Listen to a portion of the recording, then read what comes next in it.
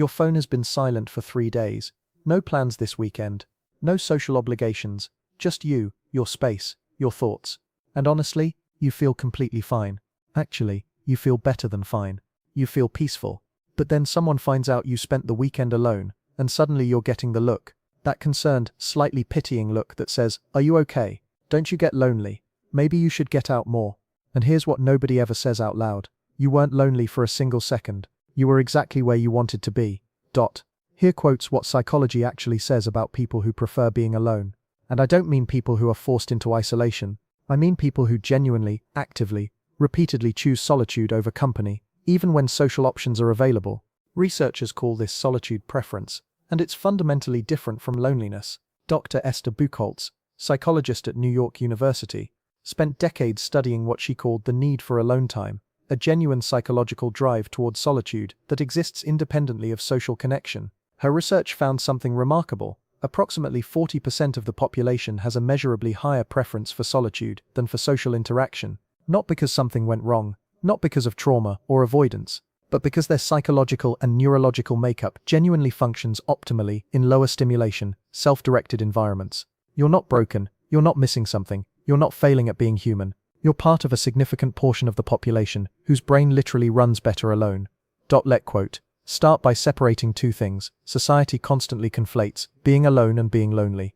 Loneliness is an emotional state. It's the pain of feeling disconnected, unwanted, invisible. It's possible to feel lonely in a crowded room, at a party, surrounded by people who don't truly see you. Solitude preference is a personality orientation. It's the active choice to spend time alone because that's where you function best, recharge fastest, and feel most authentically yourself. Research from Dr. John Cacioppo at the University of Chicago, one of the world's leading experts on loneliness, found that loneliness is defined not by physical isolation but by perceived social disconnection. You can be alone without being lonely, and critically, you can be surrounded by people and feel profoundly lonely. People who prefer solitude typically have rich inner lives. They're not empty when alone, they're full. Their inner world provides more engagement, meaning and satisfaction than most external social situations offer them. Being alone isn't the opposite of connection. For solitude-preferring people, it's often how you reconnect with yourself. Here's what's happening in your brain when you prefer being alone, and why it's not a malfunction. Research using fMRI brain imaging found that introverted and solitude-preferring individuals show different patterns of baseline neural activity. Your brain's default mode network, active during self-reflection, internal processing, and imagination, is significantly more active than in people who prefer social stimulation. Dr. Randy Buckner's research at Harvard found that people with highly active default mode networks have richer internal narrative lives, stronger capacity for self-awareness, and deeper processing of experiences. Your brain isn't less active when you're alone. It's more active, just turned inward rather than outward. Additionally, research shows that solitude-preferring brains are more sensitive to dopamine stimulation. Social interactions that feel energizing to extroverts feel overwhelming to you, not because you dislike people, but because your brain reaches its stimulation threshold much faster. This means your preference for solitude isn't avoidance. It's neurological self-regulation. You're not hiding from life. You're maintaining optimal brain function. Section 4, the performance exhaustion. Let's talk about what actually exhausts solitude-preferring people, because it's not socializing itself. It's the performance that comes with it. Every social interaction requires what sociologist Erving Goffman called impression management. Monitoring your behavior, adjusting your presentation, managing others' perceptions. For most people, this is automatic and low effort. For solitude-preferring people, it's conscious and expensive. You notice everything. You're tracking the room's emotional temperature, reading people's reactions, adjusting your behavior accordingly. You're simultaneously present in the conversation and watching yourself be present in the conversation. Research from Dr. Brian Little at Cambridge found that solitude-preferring individuals expend significantly more cognitive and emotional energy during social interactions than socially oriented people do. You're not just talking, you're performing, monitoring, processing, and managing, all simultaneously. After that level of cognitive expenditure, solitude isn't isolation, it's recovery, it's necessary maintenance. It's how you restore the internal resources that social performance depleted. You don't hate people. You get exhausted by the performance required to be around them. That's completely different. Section 5. What happens inside solitude? Here's what people who don't prefer solitude don't understand. You're not doing nothing when you're alone. You're doing everything. When you're alone, your brain enters a state of deep self-directed processing. You review experiences, integrate emotions, consolidate memories. You think through problems from multiple angles without the social pressure of immediate response. You access creativity, insight, and clarity that social environments interrupt. Psychologist Esther Buchholz described this as alone time as developmental necessity, not just recovery from social interaction, but a positive state of being that enables growth, self-knowledge, and genuine rest.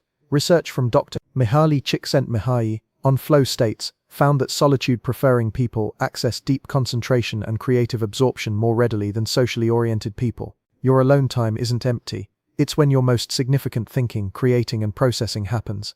While others recharge through connection, you recharge through reflection.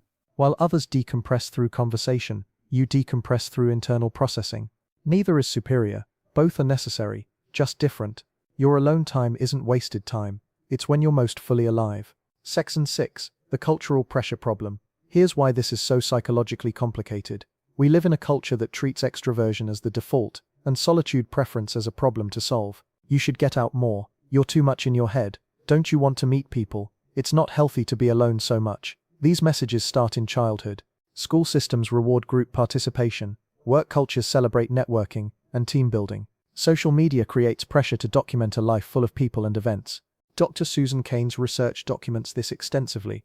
Western culture has a measurable bias toward extroversion that creates genuine psychological harm for solitude-preferring individuals.